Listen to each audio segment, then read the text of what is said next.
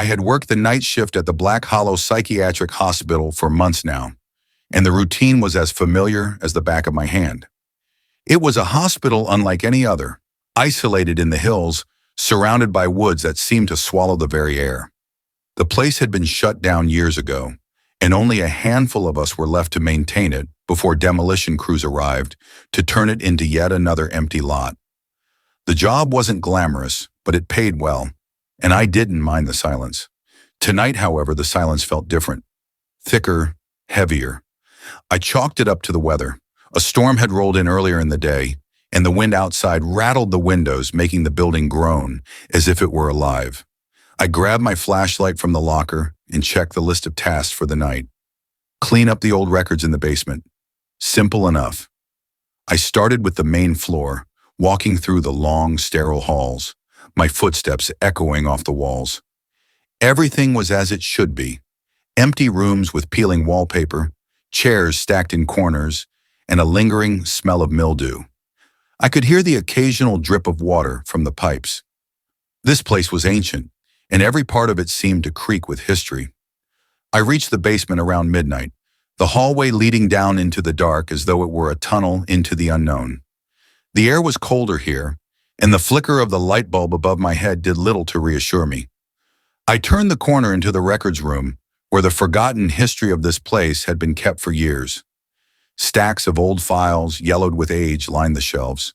I grabbed the first box I could find and began to sift through the papers.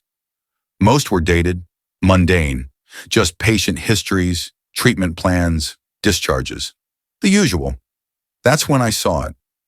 Buried beneath a pile of records was a file that stood out, its manila cover pristine compared to the others. The name on the folder sent a shiver down my spine. Dr. Elizabeth Rowe. There was no record of her in the official history of the hospital, no mention of her in the old staff rosters. I flipped the folder open and began reading.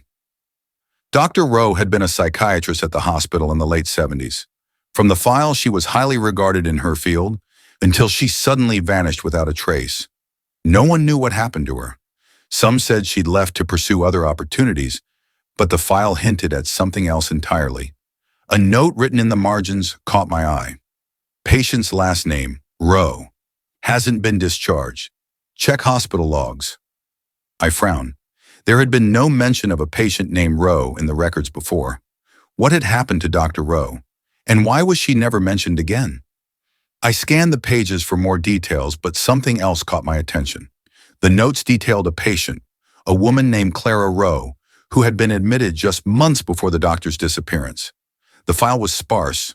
No clear diagnosis, just cryptic statements about her condition. Unresponsive, locked in silence, shows signs of violent tendencies. It didn't make sense. I had heard the stories of patients being kept in isolation rooms, their conditions worsening over time, but something about Clara's file felt wrong. I sat there in the dim light of the basement, the feeling of unease growing in my chest. My fingers hovered over the last page of the file, but before I could continue, I heard it, a faint sound in the distance, a door creaking open. I froze, my heart pounding in my chest. I was alone down here, or at least I had been. I strained my ears, listening for any other sounds, but there was nothing. The wind howled outside, and I cursed myself for letting my mind wander. It was just the building settling, but then the door creaked again, and this time, I wasn't so sure. I grabbed my flashlight, my hands shaking as I stood up.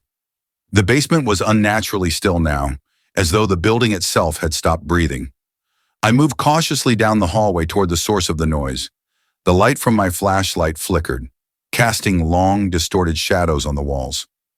Another creak, this time much closer.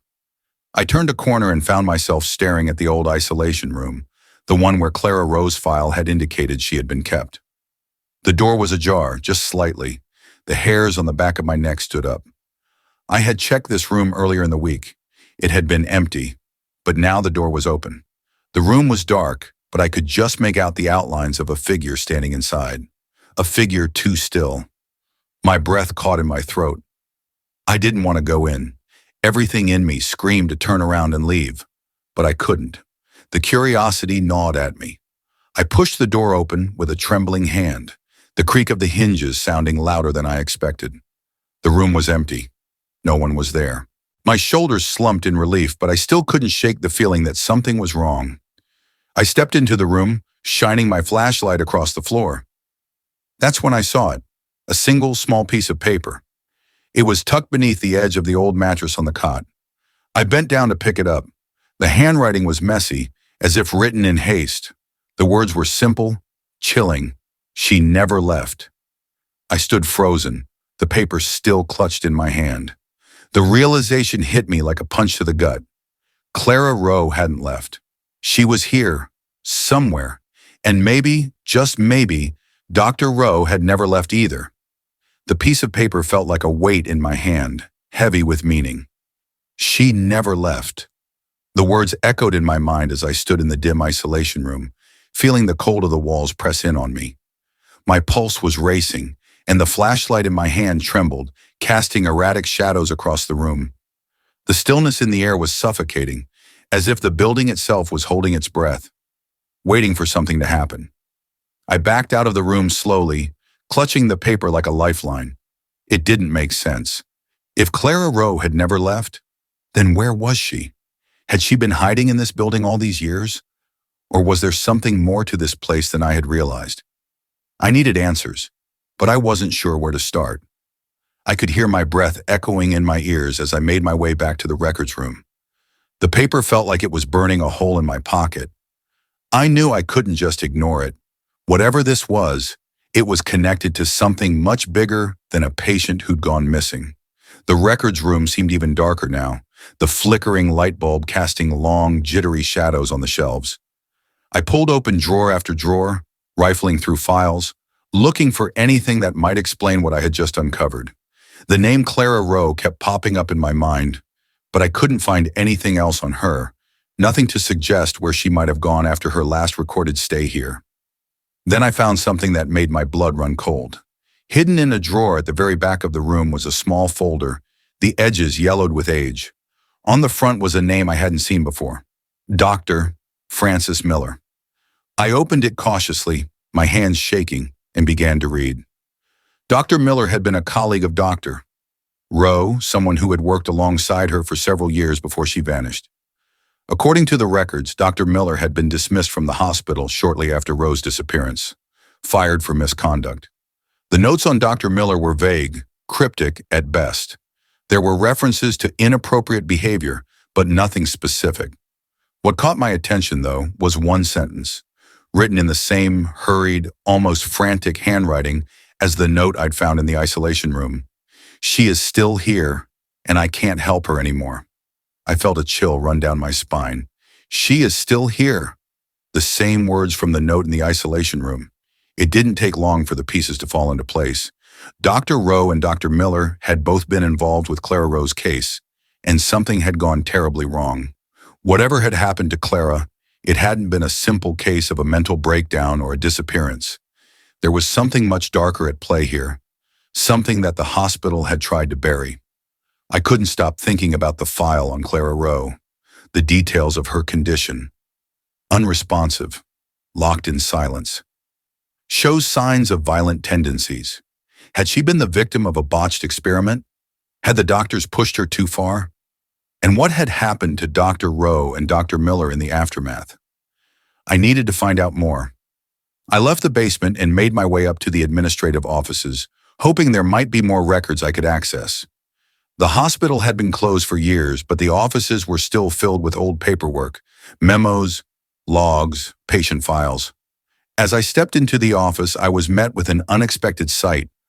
The old filing cabinet was slightly open, a single drawer left ajar. I approached cautiously, my heart racing. Someone had been here recently. I could feel it. The dust that had settled on the surface of the cabinet had been disturbed, as if someone had rifled through the papers in a hurry. I opened the drawer slowly, my breath caught in my throat. Inside, I found a stack of records, but they weren't hospital files. These were personal journals, notebooks filled with scribbled notes and observations. The first one I opened was dated just a few weeks before Dr. Rowe vanished. It was Dr. Rowe's handwriting. She wrote about Clara Rowe in the journals, about the unexplainable things that had been happening in the hospital. Strange noises at night, unseen forces pulling at her patients. And then, the most disturbing entry of all. I believe Clara's mind is not her own. She is no longer just a patient. She is something else, something more dangerous. I flipped through more of the journals, each entry more disturbing than the last. It was clear that Dr. Rowe had been trying to understand what was happening to Clara, but the further she went into her investigation, the more unhinged she seemed. In the final journal entry, written just before her disappearance, Dr. Rowe wrote, "I fear I have opened a door that cannot be closed. I cannot help her. I cannot stop what is coming." The air in the office suddenly felt thick, oppressive. I could almost hear Dr. Rowe's voice pleading for help, the weight of her words pressed down on me, suffocating.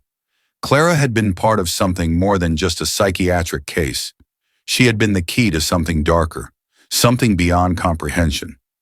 I looked around the room trying to shake the feeling that someone was watching me. That's when I noticed something that made my stomach lurch. The file cabinets were not the only things disturbed. The wall where old photos of hospital staff had once hung was now bare. Every photograph, every scrap of paper had been ripped from the walls and scattered across the floor. And in the center of the mess was one final journal, its pages crumpled and torn, as if someone had tried to destroy it. I grabbed the journal, flipping through its pages, my eyes scanning frantically. There, written in bold, frantic handwriting, were the final words. "Clara is still here, but she is not alone." The realization hit me like a freight train. Clara was still here, but the question was, who or what was she with? The journal felt like it weighed 1,000 pounds in my hands. My head was spinning. Clara was still here, but the note about her not being alone sent a shiver down my spine. What did that mean? Was there someone else hidden in the shadows of this forsaken hospital? Or was something far worse at play? Something I couldn't yet comprehend? I stood there for what felt like an eternity, staring at the journal, as if expecting the words to rearrange themselves into something more clear. But the answer was always the same. Clara is still here. And if she wasn't alone, then who or what else was lurking in the dark corners of this place? The silence was oppressive. The wind howled outside, rattling the windows. But inside it was deathly still. Too still. I shook my head, trying to clear the fog. Focus. You need to find answers. My instincts were screaming at me to leave, but I couldn't walk away. Not now. Not when I was so close. I had to find Clara. I had to find out what had happened to her and what had happened to Dr. Rowe. I returned the journal to the desk and left the office, my mind whirling with possibilities. The hallway stretched out before me, dimly lit by the flickering bulbs above. I could feel the temperature drop, an unnatural chill that made my breath mist in the air. The deeper I went into the hospital, the more I felt as if I were being drawn into a trap, a maze with no escape. I took a deep breath and pushed on. The isolation room was at the end of the hall, its door still ajar, as if it were waiting for me. I couldn't explain why I was drawn to it, but I knew that I had to go back there. There was something about that room, something about Clara's presence that called to me. When I reached the door, I hesitated for a moment. The air felt thick, pressing against me, but I stepped inside. The room looked the same as it had earlier, empty, save for the worn cot and the peeling walls. But something was different now. It was as if the very air had shifted, growing heavier. The flashlight in my hand flickered, casting erratic beams of light across the room. And then I heard it, a soft rustling sound, like fabric brushing against the floor. I froze, my heart pounding in my chest. I was sure I was alone. I had to be. But the sound came again, louder this time, followed by the unmistakable sound of someone or something breathing. Shallow, ragged breaths that echoed through the room. My skin prickled with fear. I slowly turned my head, the flashlight trembling in my hand as I scanned the room. The shadows seemed to grow darker, stretching unnaturally, as if something was lurking just beyond the edge of my vision. Then in the corner, I saw it. A figure. No, not just a figure. A silhouette. It was hunched, as though crouching in the shadows, waiting for me to notice. I couldn't see its face, but I could feel its eyes on me, cold and unblinking. My breath caught in my throat. "Clara," I whispered, my voice trembling. The figure didn't move. It just stood there, its presence suffocating. And then, in a voice barely above a whisper, it spoke. "She's not here anymore." The words sent a jolt of ice through my veins. The voice was soft, almost gentle, but there was an unmistakable sense of dread behind it. My pulse quickened. Who was this? Who or what was standing in the corner of the room, speaking as if it knew Clara? Before I could react, the figure moved, its movements jerky and unnatural, like a puppet on strings. It seemed to glide toward me, its limbs stretching impossibly long, the air growing colder with every step it took. I couldn't tear my eyes away. There was something deeply wrong about it, something twisted. I stumbled backward, my back slamming into the doorframe as the figure reached out toward me with a trembling hand. Its fingers were long and slender, too long, impossibly long. I could see the outline of its face now, distorted and featureless, its skin a pale, ashen gray. But its eyes were the worst part. They were black, empty voids, staring at me with an intensity that made my stomach twist. And then it spoke again, its voice now a low, guttural rasp. "She's not alone. She's never been alone." The words sent a wave of nausea crashing over me. I didn't know who or what this thing was, but I knew one thing for certain. It was tied to Clara.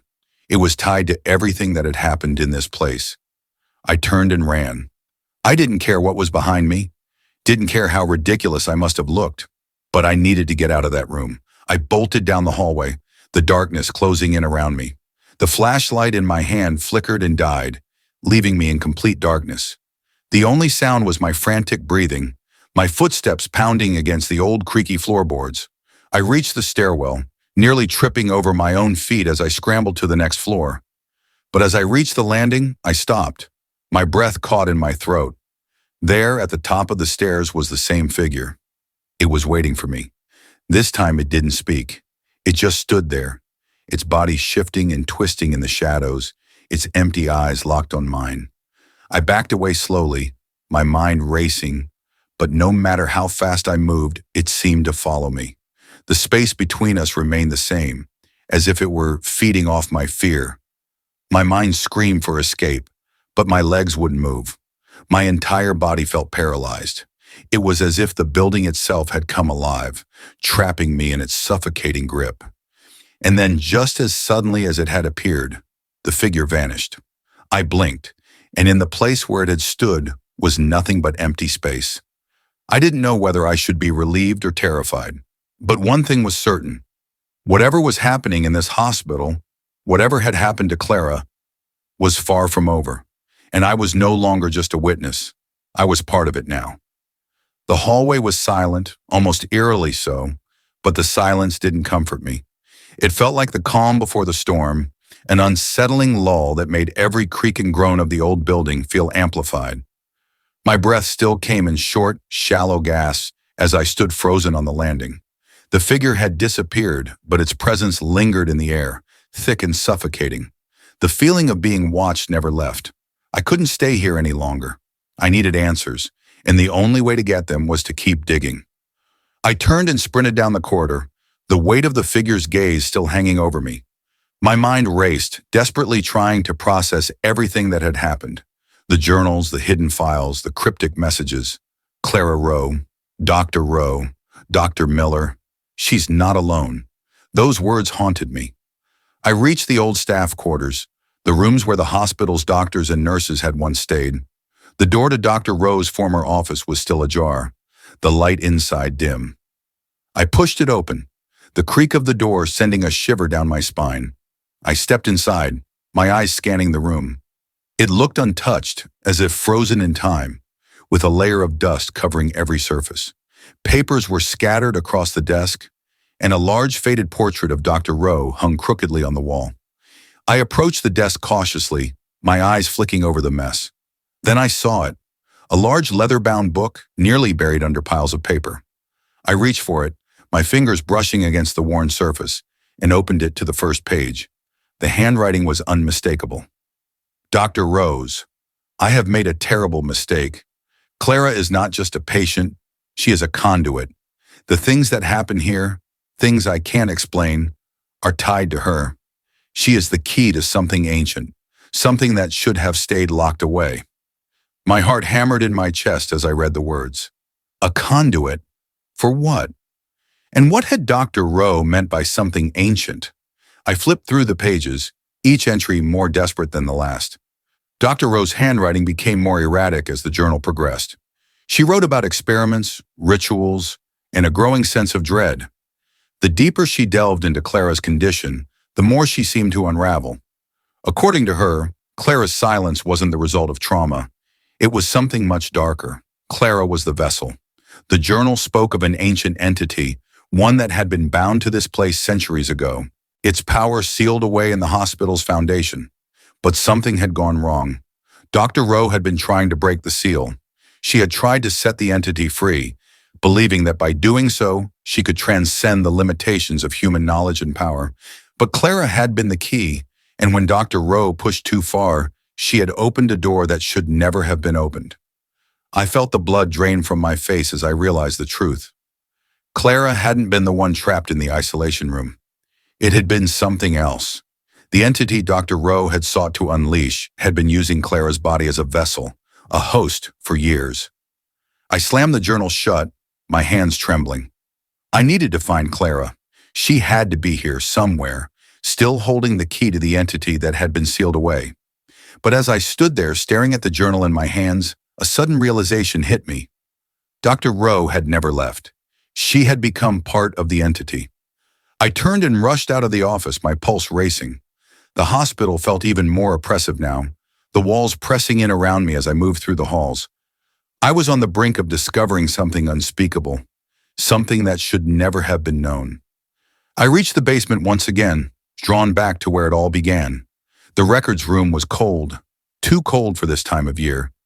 The flickering light bulb above my head cast long shadows across the walls, the air thick with a sense of impending doom. I moved toward the back of the room, my mind focused on one thing, the isolation room. As I approached, the door stood wide open. The air inside felt electric, crackling with energy.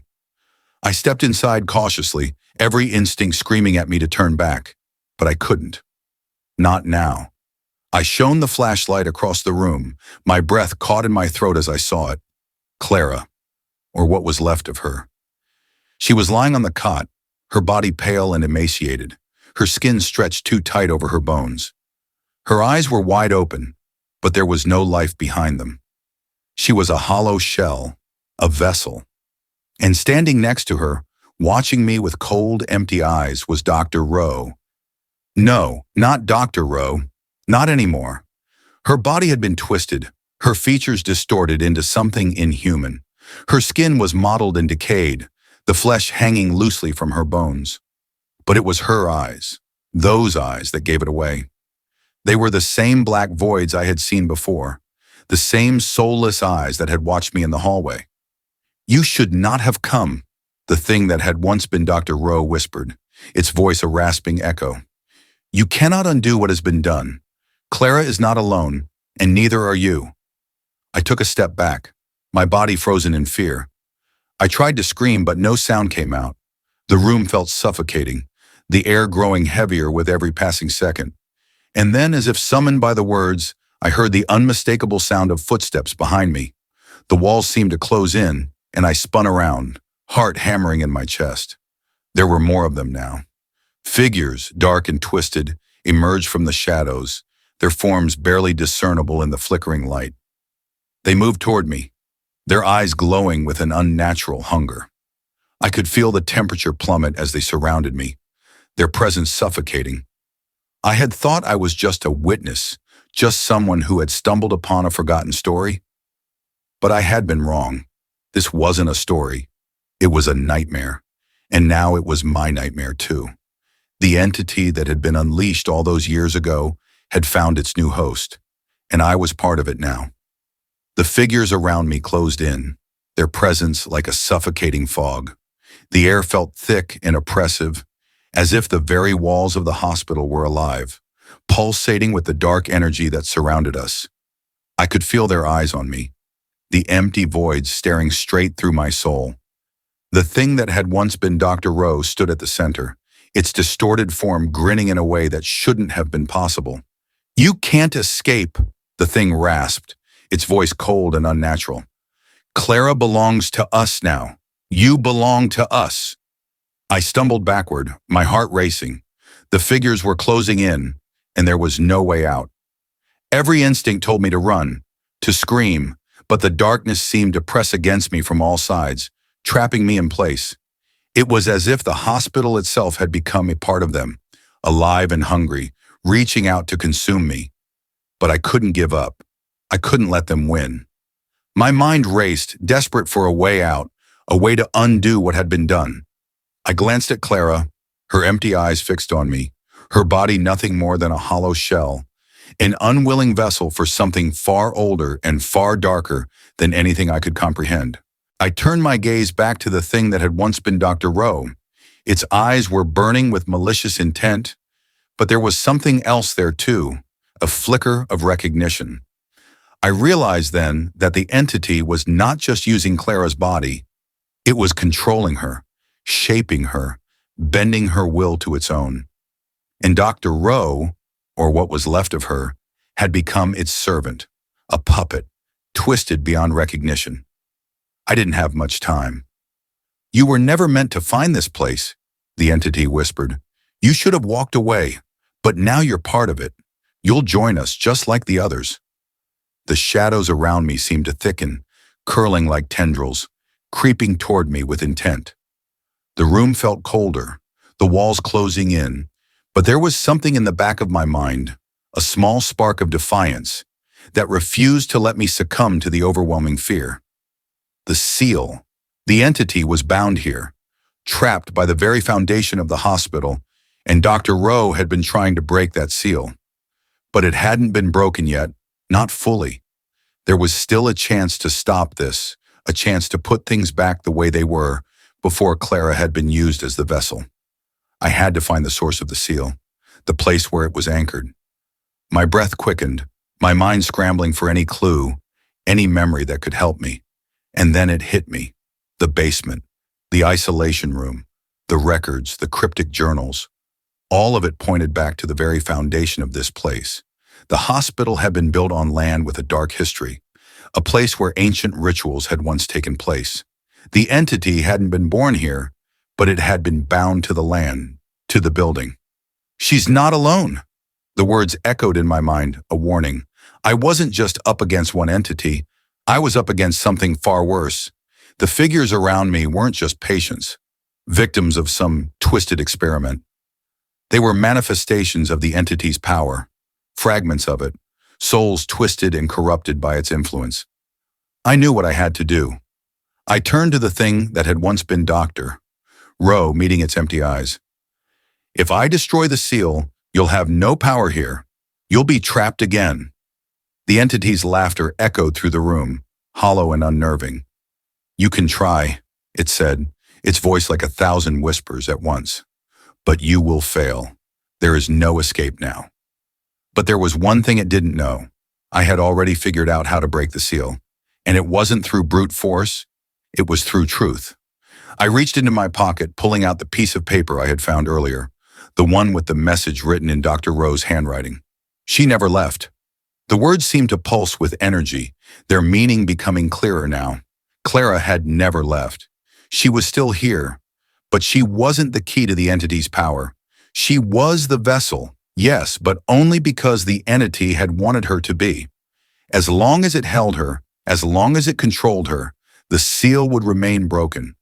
But if I could sever its hold on her, if I could reach the real Clara, the girl who had once been a patient here, then I could stop it. The room seemed to pulse with energy as the words sank in. The figures around me stopped moving, their forms flickering like distorted shadows. I could feel the weight of the entity's power pressing against me, but it wasn't as strong as it had been before. It was weakening. I turned to Clara, whose vacant eyes still locked onto mine. I whispered her name. "Clara, it's me." I'm here to help you." For a long moment, nothing happened. The air was thick with tension, the only sound my frantic heartbeat and the whispers of the entity surrounding me. And then, something changed. Clara's eyes flickered. Just for a moment, the darkness in them seemed to recede, replaced by a faint glimmer of recognition.